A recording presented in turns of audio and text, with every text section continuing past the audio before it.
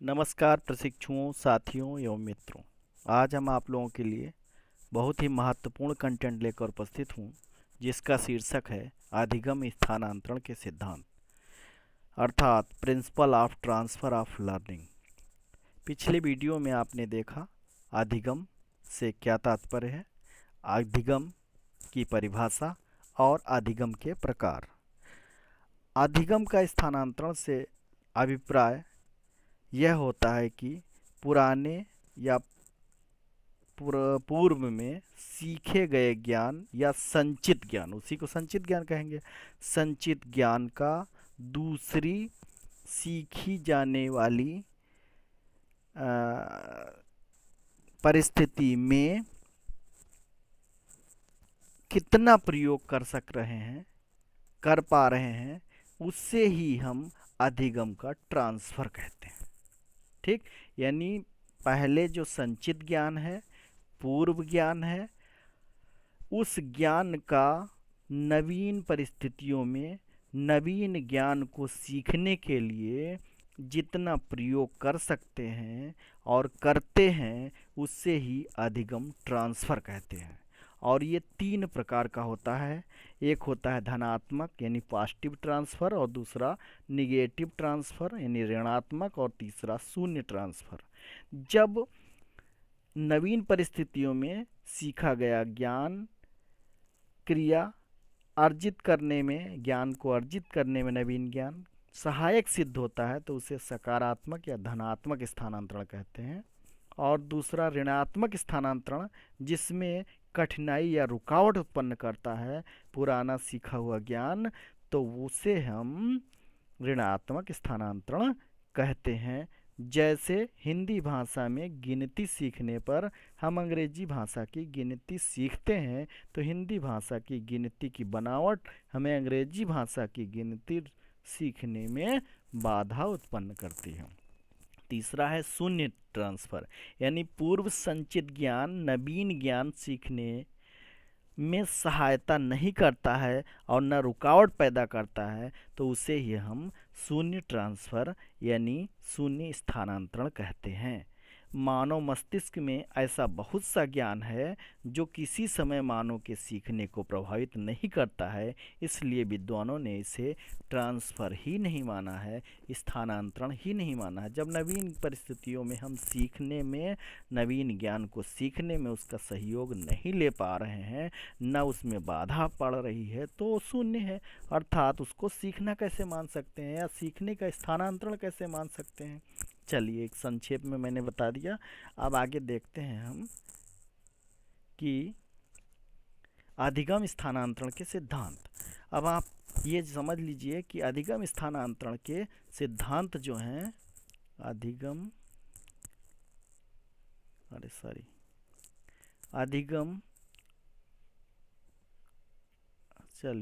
स्थानांतरण के सिद्धांत हैं, 2 प्रकार के हैं।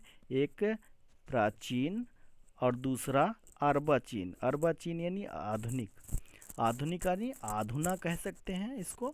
ठीक है, मॉडर्न, इस समय जो चल रहा है उसे आधुनिक सिद्धांत कहते हैं, और जो पहले चल रहा था उसे प्राचीन सिद्धांत कहते हैं। प्राचीन सिद्धांत जो होते हैं, आप समझ लीजिए, हम लिख नहीं पा रहे हैं भाई, समझ लीजिए। प्राचीन सिद्धांत जो होते हैं 2 प्रकार के हैं या 2 हैं। ये पहला है मानसिक शक्तियों का सिद्धांत, और दूसरा है औपचारिक मानसिक प्रशिक्षण का सिद्धांत।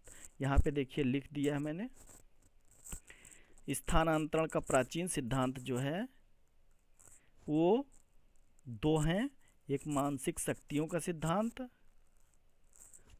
और दूसरा है औपचारिक मानसिक प्रशिक्षण का सिद्धांत। अब देखिए, मानसिक शक्तियों का सिद्धांत और औपचारिक मानसिक प्रशिक्षण का सिद्धांत। अच्छा, दूसरा जो आधुनिक सिद्धांत है उसको भी बताते चलें साथ में। वो है 2 प्रकार का आधुनिक सिद्धांत। पहला है समरूप तत्वों का सिद्धांत, जिसे थार्नडाइक का सिद्धांत कहते हैं, और दूसरा है सामान्यीकरण का सिद्धांत, जिसे जड़ का सिद्धांत कहते हैं। CH जड़ इनका पूरा नाम है। और 3 सिद्धांत ये आधुनिक हैं, जो वैज्ञानिक हैं, मनोवैज्ञानिक हैं, जिनका अधिकतम प्रयोग हो रहा है। ठीक है, इसमें आदर्शों एवं मूल्यों का सिद्धांत, जिसे बागले का सिद्धांत कहते हैं। ठीक, यानी कि सामान्य रूप से अधिगम ट्रांसफर के सिद्धांत जो हैं वो दो प्रकार के हैं, एक प्राचीन सिद्धांत है और दूसरे नवीन सिद्धांत हैं। प्राचीन सिद्धांत का आधुनिक समय में उपयोग नहीं हो पा रहा है क्योंकि वह उन्हें वैज्ञानिक नहीं माना गया है। आज के अकॉर्डिंग उन्हें मनोवैज्ञानिक नहीं माना गया है, मानदंड उनका स्वीकार नहीं किया गया है नवीन विद्वानों के द्वारा, आधुनिक विद्वानों के द्वारा। ठीक है, और फिर ये जो स्थानांतरण के आधुनिक सिद्धांत हैं इनको सर्वाधिक महत्व दिया गया है, यानी समरूप तत्वों का सिद्धांत जिसे थार्डाइक का सिद्धांत भी कहते हैं, सामान्यीकरण का सिद्धांत जिसे CH जड़ का सिद्धांत कहते हैं, आदर्शों एवं मूल्यों का सिद्धांत जिसे बागले का सिद्धांत कहते हैं। अभी हम देखेंगे कि इसमें क्या है, आखिर क्या क्या बातें बताई गई हैं। ठीक, पहले संक्षेप में मैंने बता दिया। ठीक, मैं लिखने का प्रयास करता हूँ। देखो ऐसे दो प्रकार का, एक ही इसको कह दो प्राचीन, इसको कह दो नवीन या आधुनिक। इसमें दो प्रकार के सिद्धांत हैं, पहला है मानसिक शक्तियों का सिद्धांत और दूसरा है औपचारिक मानसिक प्रशिक्षण का सिद्धांत। और इस नवीन में तीन प्रकार के सिद्धांत हैं। ठीक है, पहला सिद्धांत है जिसे थार्डाइक का सिद्धांत या समरूप तत्वों का सिद्धांत कहते हैं, दूसरे में हम जड़ का सिद्धांत या सामान्यीकरण का सिद्धांत कहते हैं, तीसरे में हम क्या कहते हैं कि आदर्शों एवं मूल्यों का सिद्धांत अथवा बागले का सिद्धांत, यानी बागले ने दिए इसको। क्लियर? चलिए आइए देखते हैं। पहले यानी अधिगम ट्रांसफर के सिद्धांत। देखिए, सीखने के स्थानांतरण के जो प्राचीन सिद्धांतों में मानसिक शक्तियों का सिद्धांत है और दूसरा सिद्धांत है औपचारिक मानसिक प्रशिक्षण का सिद्धांत।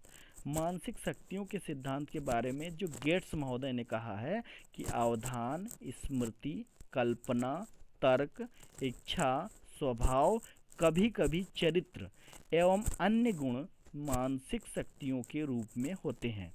यह सभी शक्तियाँ एक दूसरे से स्वतंत्र होती हैं, अतः इनको स्वतंत्र रूप में सक्षम बनाया जा सकता है। ये बात इन्होंने कही, किसने? गेट्स एवं अन्य ने। ठीक है, अब इसमें देखिए क्या क्या है। पहली बात कही गई अवधान। अवधान माने अवधारणा, जो कॉन्सेप्चुअल है। ठीक है, स्मृति यानी कि जो सीखा हुआ ज्ञान है और आपको विस्मृत नहीं हुआ है, आपसे यदि पूछा जाता है तो आप बता देते हैं, वो स्मृति। कल्पना माने हमने बताया कि जागते हुए सपना देखना, ऊंची उड़ान भरना, विचारों में खो जाना। विचार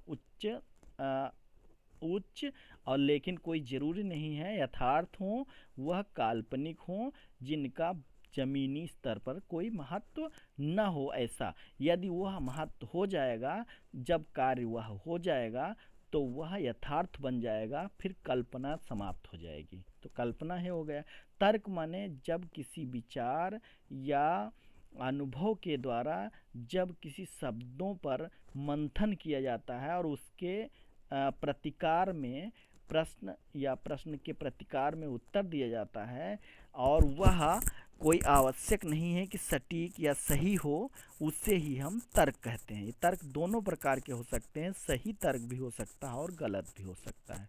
ठीक, ये उसके विवेक पर निर्भर करता है, अनुभव पर निर्भर करता है व्यक्ति के। इच्छा माने इच्छा सभी जानते हैं। ठीक है, और स्वभाव माने होता है आदत। आदत माने वह आदत जो अपनी स्थायी पहचान बना ले, व्यक्ति का स्वभाव कहलाता है। ठीक, अब कभी कभी चरित्र की बात की जाए तो व्यक्ति का जो समग्र व्यवहार है, जो बाह्य जगत अथवा समाज का जो दृष्टि, समाज जिसे देखता है, समाज में जो व्यक्ति का व्यवहार समग्र माने पूरा रूप से दृष्टिगोचर माने दिखाई देता है, उसे हम चरित्र कहते हैं। यदि इसी को हम व्यक्ति का समग्र व्यवहार, लेकिन समग्र में आंतरिक व्यवहार भी खास करके जोड़ दें तो वह व्यक्तित्व बन जाता है। आंतरिक और बाह्य व्यवहार जो हो वह पूरा चरित्र बनेगा, मतलब व्यक्तित्व बनेगा। और चरित्र केवल जो आचरण में आ रहा है, जिसका जिसका वर्क, जिसका कहने का मतलब है कार्य निष्पादित हो गया है, उतना ही आपका चरित्र कहलाएगा। ठीक, यानी हम आपके लिए अच्छे हैं तो हमारा चरित्र क्या हो जाएगा, आपके लिए उत्तम होगा। ठीक,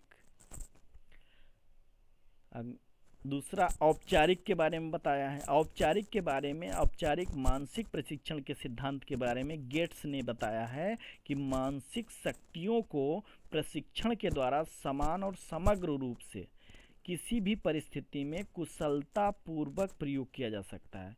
क्यों? क्योंकि जो अवधान और स्मृति आदि मानसिक शक्तियों को किसी भी क्षेत्र में प्रशिक्षण दिया जाए तो सीखने में स्थानांतरण होता है। आज इन प्राचीन सिद्धांतों का हालांकि महत्व नहीं है या महत्व नहीं दिया जाता है। आज निरीक्षण एवं परीक्षण का युग आ गया है, प्रयोग का युग बहुत बढ़ गया है, अतः वैज्ञानिक मानदंड आजकल प्रयोग किया जाने लगा है, इसलिए आधुनिक सिद्धांतों का अत्यधिक महत्व है। इतनी बात क्लियर हो गई। यानी अधिगम के जो स्थानांतरण के सिद्धांत हैं, तो पहले स्तर पर जो प्राचीन सिद्धांत हैं, ठीक, और दूसरे पर, एक सेकेंड, हाँ, दूसरे पर आपका नवीन सिद्धांत है। तो ये पहला मानसिक शक्तियों के सिद्धांत। मानसिक शक्तियों के विषय में गेट्स महोदय ने कहा जैसे अवधान है, स्मृति है, कल्पना है, तर्क है, इच्छा है, स्वभाव है, कभी कभी चरित्र और अन्य मानसिक शक्तियों के रूप में होते हैं। यह सभी शक्तियां एक दूसरे से स्वतंत्र हैं, अतः इनको स्वतंत्र रूप से सक्षम बनाया जा सकता है। ये प्राचीन सिद्धांत हैं। इससे निष्कर्ष ये निकलता है कि मानसिक प्रक्रियाएं अपना स्वतंत्र अस्तित्व रखती हैं, वे अपनी शक्ति का प्रदर्शन करने में समर्थ हैं, अतः इनका प्रशिक्षण ही सीखने के स्थानांतरण में को बढ़ावा देता है। यानी कि इन्होंने ही प्रशिक्षण दे करके इनको, इन तत्वों को, इन मूल धारणाओं को इस मान्यता देने की बात कही है मानसिक शक्तियों में। औपचारिक रूप से बताया, औपचारिक शब्द जहाँ लग जाता है वहाँ सब कुछ निर्धारित हो जाता है, पहले से पूर्व निश्चित हो जाता है। यानी प्रशिक्षण में सब कुछ पूर्ण निश्चित होता है। तो मनस्कता या मानसिक प्रशिक्षण के द्वारा हम स्थानांतरण को अधिक बढ़ावा दे सकते हैं, इसकी बात कही गई है। इसमें इन्होंने कहा कि सामाजिक शक्तियों को प्रशिक्षण के द्वारा समान और समग्र रूप से किसी भी परिस्थितियों में प्रयोग किया जा सकता है और उससे सीखने में बल मिलेगा, सीखने का स्थानांतरण होगा, बस यही बात है। ठीक है, यानी कि अवधान, स्मृति आदि मानसिक शक्तियों को किसी भी क्षेत्र में प्रशिक्षण दिया जाए तो सीखने का स्थानांतरण होता है। क्लियर? चलिए नेक्स्ट नवीन सिद्धांत की तरफ चलते हैं। हमने नवीन सिद्धांत में 3 सिद्धांत जो मैंने बताया, समरूपता कहिए चाहे समरूप सिद्धांत, समरूप तत्वों का सिद्धांत यानी समान रूप, कॉमन। तो थॉर्नडाइक महोदय ने अपने प्रयोगों में पाया कि व्यक्ति संचित अनुभवों में से नवीन सीखने के लिए समरूप तत्वों को छांटता है। यानी जब हमको कुछ पुराना सीखा था और फिर नया सीखने लगे तो पुराने सीखने में और नए सीखने में क्या समानता है, सम क्या है, समरूप क्या है, तो ये अपने अनुभव से छांट लेता है और उसका प्रयोग करके नवीन कार्यों को जल्दी सीख लेता है। तो इसे समरूप तत्वों का सिद्धांत कहते हैं। बस इसी को हम कह सकते हैं सरलीकरण कर लेता है। नवीन कार्य और संचित अनुभव में समान तत्वों को जब छांट लेने में सीखने में अत्यधिक यानी शीघ्र उन्नति करता है। जैसे यदि दर्शन शास्त्र सीख लिया है तो मनोविज्ञान को सीखने में बहुत मदद मिलती है उसे। स्थानांतरण को सीखने और बुद्धि पर निर्भर माना गया है। जब सीखना स्थायी होता है तो समरूप तत्वों का चयन कर लेंगे और स्थानांतरण आसानी से हो जाएगा। ज्ञान को चयन करने में सफल नहीं होता है तो अपने उन तत्वों को, समरूप तत्वों को खोजने का पुनः प्रयत्न करता है और संचित ज्ञान जागृत हो जाता है और वह शीघ्र नवीन ज्ञान को सीख लेता है। ये सिद्धांत समरूप तत्वों का सिद्धांत कहलाता है और इसे थार्नडाइक का सिद्धांत भी कहते हैं, स्थानांतरण संबंधी सिद्धांत। दूसरा हमारा सिद्धांत है CH जड़ का सिद्धांत। CH जड़ ने कहा कि अब सामान्यीकरण का मतलब भी तो वही हो गया, कॉमन। आपने सीखने में स्थानांतरण पर प्रयोग किए गए और नवीन सिद्धांत को प्रतिपादित किया, यानी जड़ ने क्या किया, नवीन सिद्धांत का, सामान्यीकरण सिद्धांत का प्रयोग किया, प्रतिपादन किया। सामान्यीकरण का सिद्धांत अर्थात बालक अपने विकास के साथ साथ विभिन्न अनुभव भी करता है और अनुभव को मिलकर एक परिणाम निकालता है। जितना अनुभव होगा उसी हिसाब से निष्कर्ष होगा, जिसे नियम या सिद्धांत का वो नाम दे देता है। भविष्य में बालक इनका प्रयोग सामान्य जीवन की समस्याओं को सुलझाने के लिए करने लगता है और इस प्रक्रिया में वो सामान्यीकरण का सिद्धांत यानी सामान्यीकरण सीख जाता है। गेट्स ने इस संबंध में कहा कि विशिष्ट परिस्थितियों में समान विशेषताएं या सिद्धांत या संबंध स्थापना की प्रक्रिया को ही संबंध, यानी जब समान ढूंढोगे तो दोनों में क्या समान है, दोनों में क्या अंतर है आदि जानोगे और इसी का प्रयोग नवीन सीखने में करोगे। और सीखते समय व्यक्ति का ज्ञान को क्रमबद्ध कर लेता है, आदतों एवं मनोवृत्तियों को धारण करता है और जब वो अन्य परिस्थितियों में सीखता है तो इसका प्रयोग करके उसे सरल बना लेता है और संचित ज्ञान, आदतें, मनोवृत्तियाँ को आधार बनाकर उन नियमों का पालन करके नवीन कार्य को जल्दी ही सीख जाता है।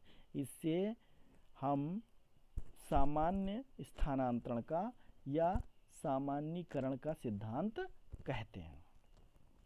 ठीक है, और डिटेल देखें तो जड़ ने 1908 में एक प्रयोग किया और उस प्रयोग में 2 दल बनाए लड़कों के निशाना लगाने के लिए उनको तैयार किया और जब जहाँ निशाना लगाना था उसकी गहराई को बढ़ा दिया।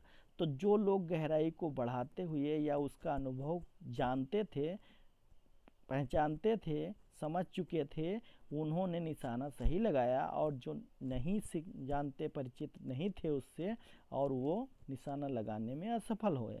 इसका निष्कर्ष ये हुआ कि किसी कार्य के नियमों एवं सिद्धांतों को समझने से उसका सामान्यीकरण करने से होता है।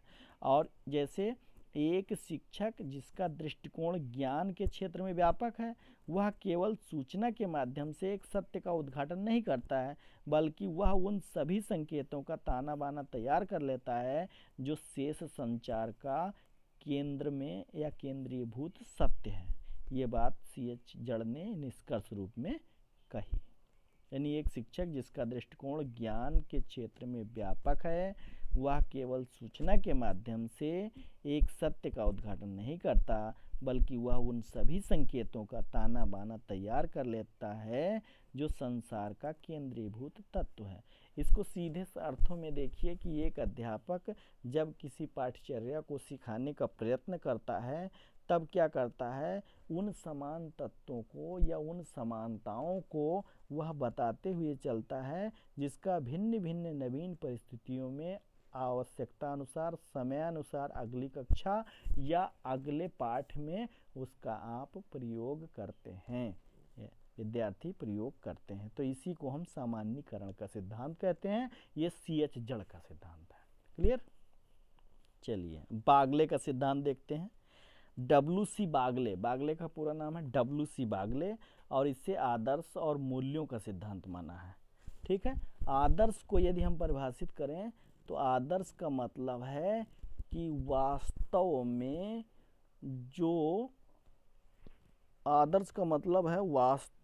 जो सही हो, वास्तव में जो सत्य हो, वास्तव में जिसका कोई विरोध न कर सके, अकाट्य हो। ठीक है, वही आदर्श है। ठीक, लेकिन भिन्न भिन्न परिस्थितियों में लोग अपना अपना आदर्श भिन्न भिन्न मान लेते हैं, वह सर्वथा जो है अवांछनीय है। अब मूल्य क्या होता है?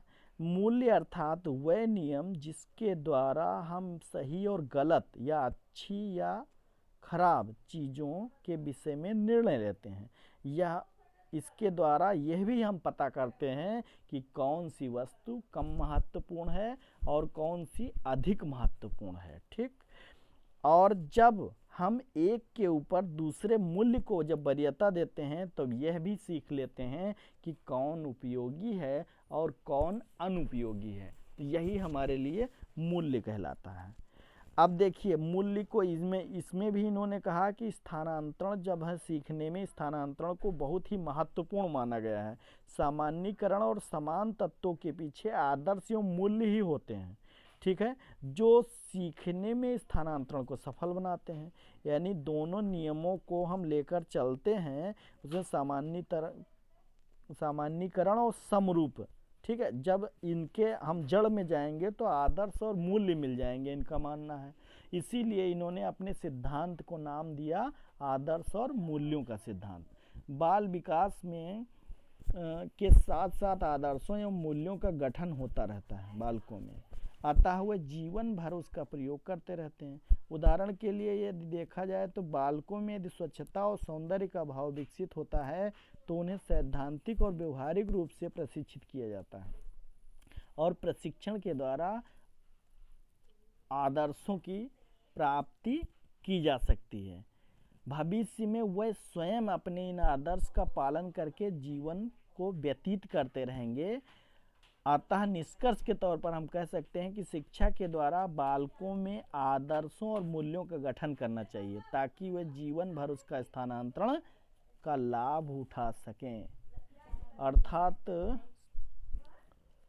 इसमें बागले के सिद्धांत में आप एक बार फिर से देखिए, इन्होंने कहा कि जो दो सिद्धांत पहले दिए गए हैं, समरूप तत्वों का सिद्धांत या समान तत्वों का सिद्धांत, और कहा इन्होंने कि जो सामान्यीकरण का सिद्धांत है जिसमें हम कॉमन लेते हैं, उसमें हमने सीखा था ये चीज़ किया था, आगे हम ये करेंगे तो ऐसा सरल या आसान बना हो जाएगा। तो ये दोनों बातों को हम जब ध्यान में लेते हैं और उसकी मूल में जाते हैं तब इन्होंने कहा कि आदर्श एवं मूल्य निकल के सामने आता है और जो सीखने के स्थानांतरण को सफल बनाता है। ठीक है, इसलिए इन्होंने कहा कि इसीलिए इन्होंने नाम ही रखा आदर्श एवं मूल्यों का सिद्धांत। ठीक, और इन्होंने कहा कि जब हम आदर्श और मूल्य का सिद्धांत अपनाते रहते हैं तो जीवन भर अधिगम का ट्रांसफर का लाभ लेते रहते हैं, और यदि हम इनको ना साथ रखें, यानी कि सत्य को साथ रखेंगे और कौन सा उपयोगी है उसको साथ रखेंगे, तब जाकर हम जीवन भर उसका उपयोग, उसका अधिगम के ट्रांसफर का लाभ उठा सकेंगे। ये बात उन्होंने कही है। ठीक, चलिए आगे देखते हैं अगला। धन्यवाद, थोड़ा वीडियो को समझाने में हमको ज़्यादा समय लगा है, हम फास्ट नहीं कर पाते, इसलिए आप ध्यान रखिए।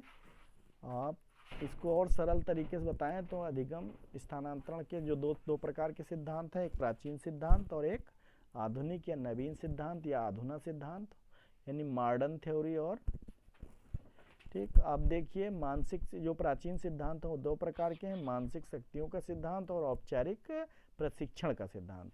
और नवीन सिद्धांत हैं वो तीन प्रकार हैं, या थार्नडाइक का समरूप तत्वों का सिद्धांत, बागले का आदर्शों एवं मूल्य का सिद्धांत, और जड़ का सामान्यीकरण का सिद्धांत। ठीक है, धन्यवाद, फिर मिलेंगे। वीडियो थोड़ा सा गंभीर है क्योंकि सब्जेक्ट भी, विषय भी गंभीर था, आपका प्रकरण भी गंभीर था, इसलिए आपको हो सकता है इसको 2-3-4 बार आप धैर्यपूर्वक सुनेंगे एकाग्रता के साथ तो आपको अवश्य लाभ होगा।